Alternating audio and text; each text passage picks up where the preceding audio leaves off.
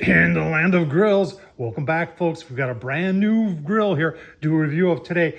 A lot of you have asked me, Tom, when are you going to review the Weber Searwood pellet grill? Now, this is Weber's second venture into pellet grills. They started with their first one, which was the smoke fire. I think a lot of people nicknamed it the grease fire. They had some issues there. They didn't really admit it, but they did phase that grill out and replace it with the Searwood. Now, I've been hearing some pretty decent things about this. But you know what? We got to find out for ourselves. So that's what we're going to do today. We're going to talk about what I paid for this because I pay for my grills. These aren't sent to me for an quote unquote unbiased review. This is going to be an honest, unbiased review, talking to you about everything from what I paid for it, to what it took to assemble it, to how the app works, how the controller works. Does it really do 180? Does it really do 600? Can it really sear? It is called the Searwood. We're going to check all that out. We're going to show you all the dimensions. Everything that you want to know about this grill is going to be in this video. Are you ready? Let's get started. All right, we'll start with the price. This was on sale. I did buy this from Weber directly. That way, it'll be easier to work with them if there are some warranty issues or some performance issues on it. I paid $8.99, so $900 for it. And I am going to be spending the additional $74 to get the folding front shelf. I'll show you that in the product description. They're saying 180 to 600 degrees and direct flame cooking that creates bold flavor. Searwood 600 pellet grill heats up in 15 minutes. So I don't know if that means 180 or 600, but we'll try it at 180. Cooks evenly and features full grade sear zone. Interesting. Weber.com if you want to get the actual dimensions of this. Total square inches, and that's including the top grill grate, is, let's just call it 650 square inches, and it does weigh 125 pounds. On the hopper side, they're saying that this is a 20-pound hopper. It does have a clean out. That's what that red thing is there, and that's what that red thing right there opens that red thing up. So if you want to change out your pellets, you can do that. 2 probes, and it comes with 2 probes, so I'm impressed with that. Some tool hangers there, and there's some tool hangers on the back. Let's do a quick walk around. All right, so your lid is porcelain coated enamel. They have these cast aluminum sides on there. A lot of the Weber products have that. I like that. Got a nice handle here. This is stainless steel. No wheels, but it is, like I said, the hopper's on the other side, so all your weight is over there. So it isn't overly heavy to move around. It would be nice, though, to have some wheels. We'll talk about, I tell you what, let's talk about what it took to put this together before we go any further. All right, got the Searwood out of the box. A lot of manufacturers don't tell how long it takes to get everything just unpackaged. This was a solid 30, 40 minutes to get everything unwrapped. There's your legs. Over here, we're using the Traeger as a lay down area. Got the wheels right there. They got 2 temp probes. That thing's really interesting. It's like your flame tamer connects to your the burn box.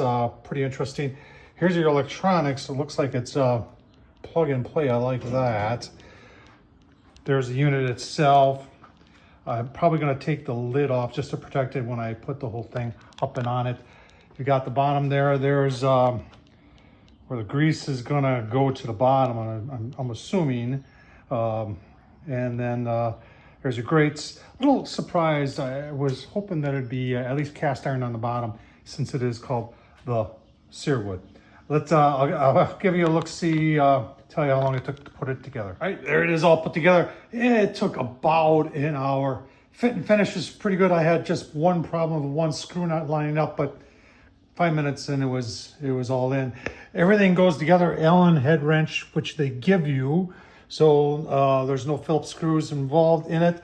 And they do have this built, it's like an app, and you just scan that and it goes through instructions in 3D. It was pretty cool. All right, like I said, it wasn't a big deal to put together. This does have the ability to put a rotisserie in there. Everything vents out through the entire back lid here. You've got some tool hooks right there. You can hang the grill grate or one of the grill grates from the back here. That silver thing is your temp probe that goes to your PID controller, and they've got that routed all the way back down through there. Power cord is 8 foot and it connects up here. You can actually disconnect it if you wish. Continuing around, porcelain coated enamel here. This is a painted surface, and your bottom tray down there had a warning label that it can only handle 40 pounds. Not forgetting the wheels. There's 2 of them. They're plastic, and they are 8-inch. All right, opening it up and looking at the inside, you can see that silver there. That is a double insulator right there. Help with the heat. The bottom tub is also cast aluminum, and that's kind of like a Weber thing. They're known for, even on their gas grills, of giving you a cast aluminum tub. They'll last forever. Now your cooking grates, and I was a little disappointed. They call something the Searwood. I was hoping at least the bottom here would be cast, but it's like a nickel plated, and it's relatively thick. And I like that the top grate, and remember this is 650 square inches, the top grate is 9.5. So it's a good size by 2 foot. And you could probably put 2 pork butts up here. You could probably get at least a good size brisket flat up there. At least 2 racks of ribs up there.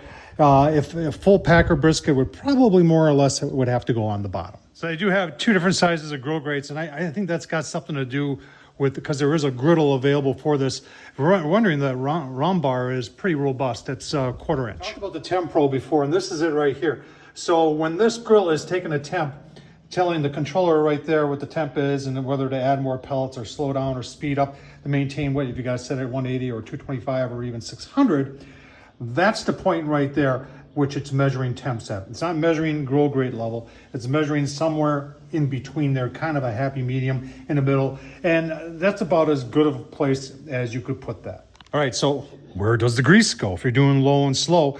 Weber's kind of doubled down on this.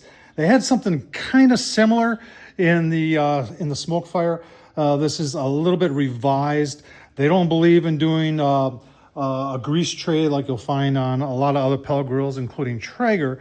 They believe in this very large flavorizer bar that's going to take your grease and shed it off to the sides and take it down to the bottom. This is very interesting. Let's take a closer look at it. So we take it off, and I just want to point out this is stainless steel, but it is there isn't much here. There isn't much when it comes to thickness.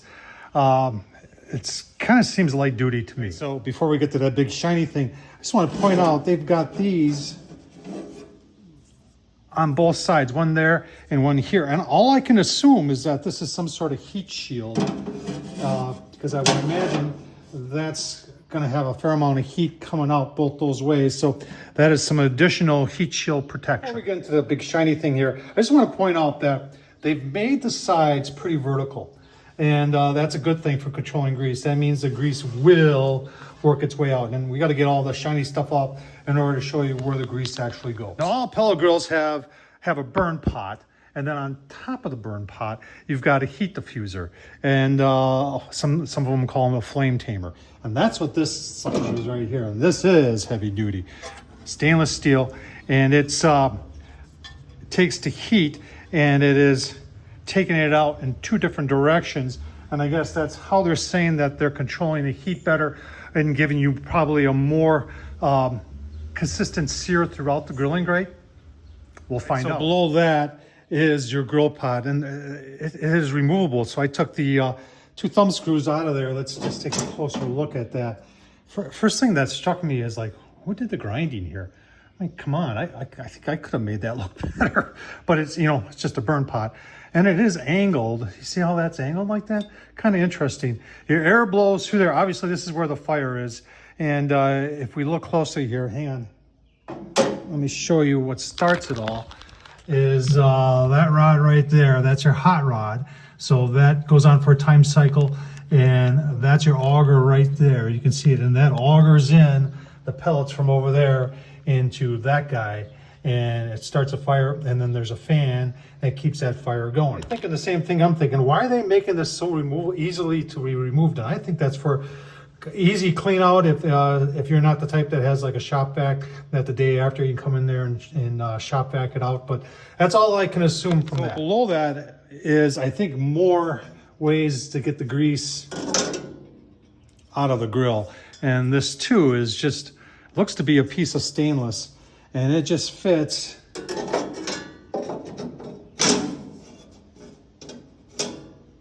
just like that. Now We'll have to see how the ash blows out of there. It is a pretty deep fire pot, so I don't know if the ash is supposed to stay in there. A lot of pellet grills these days are kind of blowing the ash out. And in this case, it would be combined with the grease. So you'd have to be very careful on cleaning that, keeping that clean. And we'll look at that grease tray. We'll take it out and show you that, which is right below there. So that's it right there. And it's got a tray underneath, a Weber disposable in there. And then that's the whole piece right there. And it is sloped. So any grease that gets down there should make it to that tray. Right. Once again, the sides are nice and vertical, a little slope to them, but any grease or anything that gets in there should make its way into that guy pretty easily. Put that back together. We're gonna leave it just like that because I want to see the pellets going in on our first fire and see the first fire. All right, now let's move over into the controller and let's get the Weber Connect on my phone. All right, the app is relatively easy to download. Just scan that. Gotta remember your Wi-Fi password, and then there's an update. I think most new grills these days, you get them and you gotta look for the new update, and that's what we're doing right now. We're updated. It's 90 out here today. I did get everything loaded up, and the app is up to date. I've got pellets in there. I put oak pellets in there. They're not the Weber pellets. They don't say, they highly recommend that you use Weber's pellets, but they don't come out and say you can't use anybody else's. Gonna fire it up for the first time. I didn't see any prime button, so I went to grill modes, and then I went to manual, and I set the intensity level up to 10, which is the highest, and that should run that auger a little bit faster. Once I get pellets into the burn pot, I'll then shut it off, and I'll restart. All right, firing it up again. There's pellets in there this time. I put her at smoke boost, which is 180. It's 90 out here, so we'll see how that does. I just want to show you that it is really throwing the pellets in that hopper. Holy cow. Fired at noon. Just about got fire. Got fire. Got the Oklahoma Joe pucks all set up. See how it does. All right, fans just throttled back. There are a lot of pellets in that burn pot, so we'll see how this does. It's definitely in the smoke boost mode, and see when it gets to 180, we'll give it a 5-10 minutes, and then we'll take a look at the pucks. All right, there's the app. You can see we're set at 180, and it is 180. See where it fired up, and it didn't take long at all. That was 11:57 at 12:04. We were already at 180, and it shows it holding it rock solid. We're now 10 minutes into it. Let's just see, you know, first of all, I do like the app. If you're saying, well, Tom, do you like the app?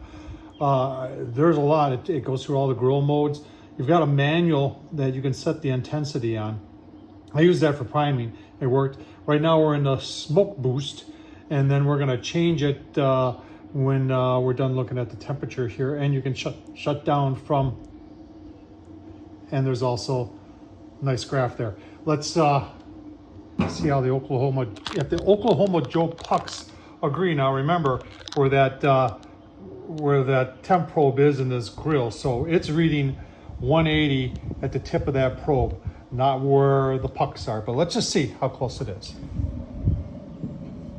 Well, we're 250 there, 250 there, 275 there, 275 there, 275 there, but at the tip of there, apparently, we're at 180. Interesting. So when I went into the grill mode then and put it at 225, it immediately then went up to reading 230.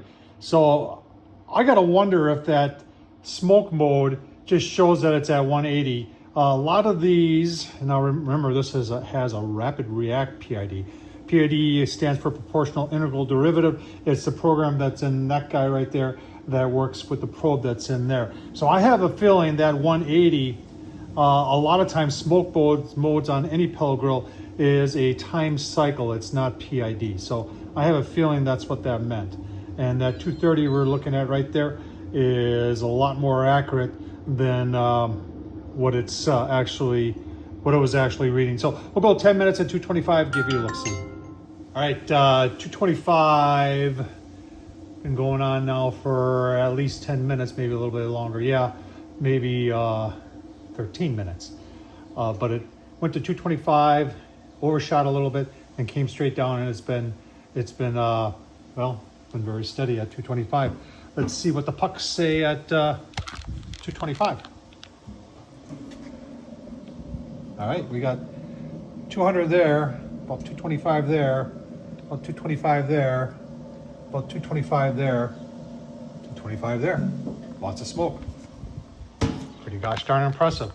Let's turn it up for 400. 00. Confirm. And yeah, it's already. I can hear it gearing up. Shouldn't take long. Give you a look-see. I gotta love the graph here on the Weber here, on the Searwood. Set to 400.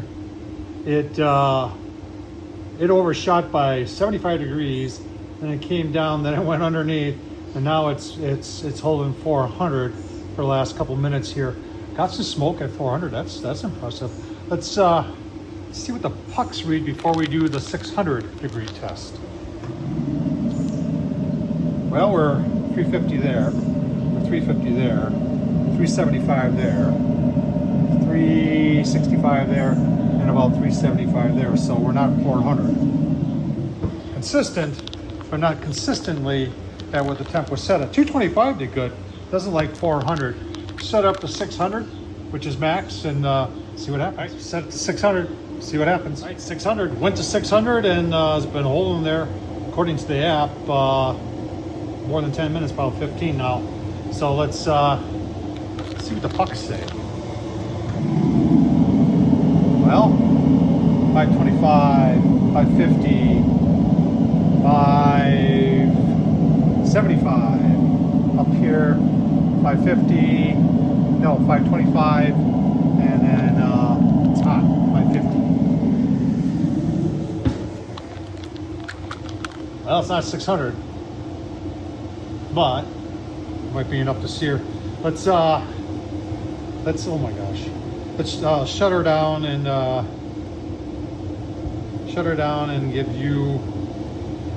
Hang on, I'm trying to multiple things at once. Shut down right there. Shut down. I just want to show you this. So it'll run for 15 minutes. The grill's shutting down.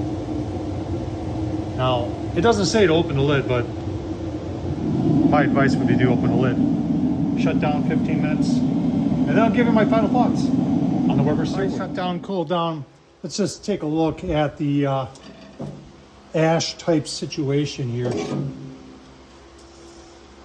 Got a fair amount of ash that's actually sitting in these angle parts here.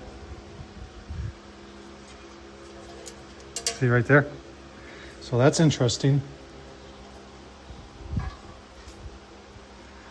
And that's what we got down there. So it looks like it does blow a fair amount of the ash out of the fire pot. Piece off there. Looks like a lot of the ash. We did get some ash to go all the way down. But if you're going to be doing like a greasy cook, like if you knew your next cook was going to be greasy, I would clean that out real well. All right, so now I think we know why the ash pot is removable, and that's so you can dump all the ash out. Do that. Easy enough to do, and then we'll just broom down anything else into that, or you can take a shop vac in there, which I probably will do that. All right, get it cleaned up, give you my final thoughts. All right, final thoughts on the Weber Searwood. Let's talk about warranty real briefly here. It looks like cook box and all components not covered below is 5 years. Electrical components 3 years. Cooking grates, burn pot, heat diffuser, heat deflector, controller, bezel. I don't know what the bezel is on that, but that is also 3 years. Weber is always known for having a good warranty.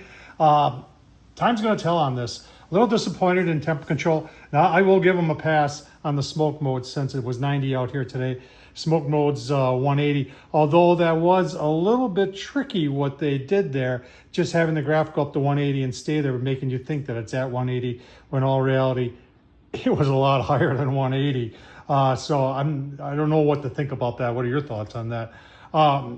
Build quality was fine. Ease of assembly was there. It's a Weber, so, I'm a little disappointed that we don't have cast iron. I already found a cast iron grate that fits this way that I had on another grill, that when I got rid of it, I put the original one on and kept the cast iron. That's actually originally from a Camp Chef Woodwind. They had a cast iron conversion kit, and I cut that one down in order to fit on, I believe it was a master built portable.